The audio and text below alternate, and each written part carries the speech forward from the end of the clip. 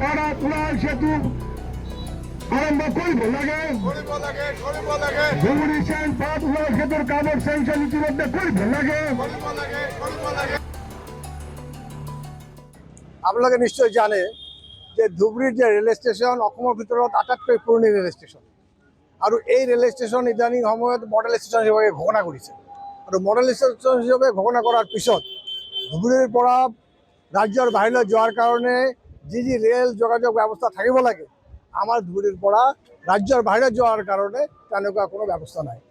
খালি আমাৰ ওচৰৰ যে ৰাজ্য পশ্চিমবংগ তাৰ কোচবিহাৰৰ লগত যোগাযোগ আৰু শিলিগুৰিৰ লগত যোগাযোগ কৰাৰ কাৰণে এটাই ট্ৰেইন আছে আৰু এটা ডেমো আছে, কিন্তু দূৰপাল্লাৰ যে ট্ৰেইনবিলাক আমি দাবী কৰিছিলোঁ সেই দাবীবিলাক এতিয়া পূৰণ হোৱা নাই।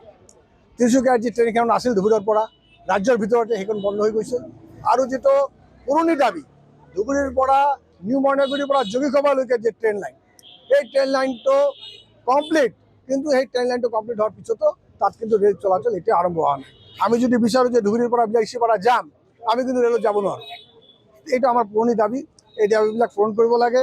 আৰু অন্যতম দাবী যান জঁট বৃদ্ধি পাইছে, আমাৰ ধুবুৰীৰ যে চেণ্টপাৰা তাৰ উৰাল সেতু নিৰ্মাণ কাম অতি সোনকালে শেষ কৰিব লাগে আৰু বিভিন্ন ঠাইত ধুবুৰী জিলাত ৰেল ক্ৰছিংবিলাক আছে এইবিলাক আনচাৰ্টিফিকেট কৰি আছে, তাত দুৰ্ঘটনা ঘটিব পাৰে। এই ৰেল ক্ৰছিংবিলাক উন্নত কৰিব লাগে।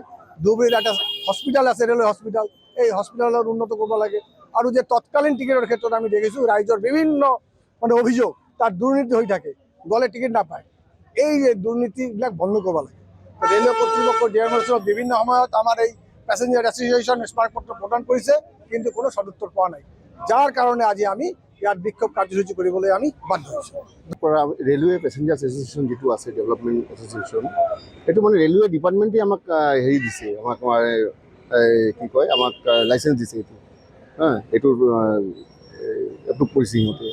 গতিকে এইটো এটা নিয়মো আছে যে পেছেঞ্জাৰ্ছে ক'ব লাগিব যে সিহঁতৰ কি সুবিধা অসুবিধা এইখিনি আছে যি যাৰ যাৰ অঞ্চলত যাৰ যাৰ ডিষ্ট্ৰিক্ট জিলাত।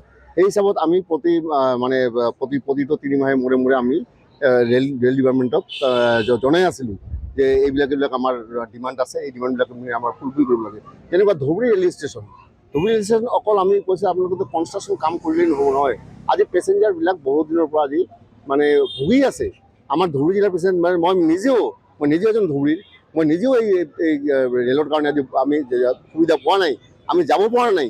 আমি যিকোনো কাম গুৱাহাটী আমাৰ হেডকোৱাৰ্টাৰ গুৱাহাটীত যিকোনো কামৰ কাৰণে যাব লাগিলে আমাৰ বাছত যাবলগীয়া হয়, আমি ট্ৰেইনত গৈ আমি আহিব নোৱাৰোঁ।